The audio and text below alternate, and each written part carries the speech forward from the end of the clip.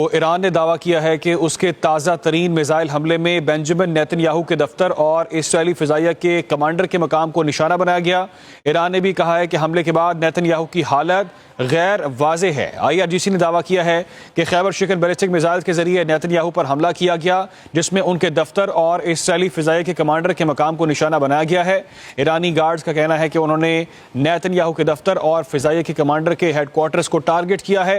खबर एजेंसी के मुताबिक सहाफ़ियों ने यरूशलेम में धमाकों की आवाज़ें भी सुनी हैं, जिसके बाद इसराइली फ़ौज ने भी तस्दीक की है कि ईरान की तरफ से मिसाइल दागे गए हैं। अहम खबर जो आप तक पहुंचा रहे हैं, ईरान ने दावा किया है कि उसके ताज़ा तरीन मिसाइल हमले में बेंजामिन नेतन्याहू के दफ्तर और इसराइली फ़िज़ाइया के कमांडर के मकाम को टारगेट किया गया। ईरान ने यह भी कहा है कि हमले के बाद नेतन्याहू की हालत गैर वाज़े है। IRGC ने दावा किया है कि खैबर शिकन बैलिस्टिक मिसाइल्स के जरिए नेतन्याहू पर हमला किया गया, जिसमें उनके दफ्तर और इसराइली फ़िज़ाइया के कमांडर के मकाम को टारगेट किया गया।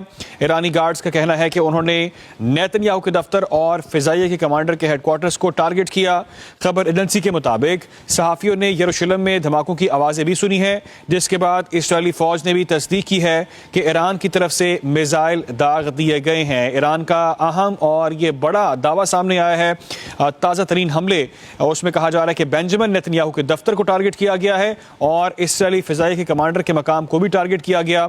ईरान ने यह भी दावा किया है कि हमले के बाद नेतन्याहू की हालत गैर वाज़े है। IRGC का दावा, खैबर शिकन बैलिस्टिक मिसाइल्स के जरिए नेतन्याहू पर हमला किया गया, जिसमें उनके दफ्तर और इसराइली फ़िज़ाइया के कमांडर के मकाम को टारगेट किया गया है। ईरानी गार्ड्स का कहना है कि उन्होंने नेतन्याहू के दफ्तर और फ़िज़ाइया के कमांडर के हेडक्वार्टर्स को टारगेट किया।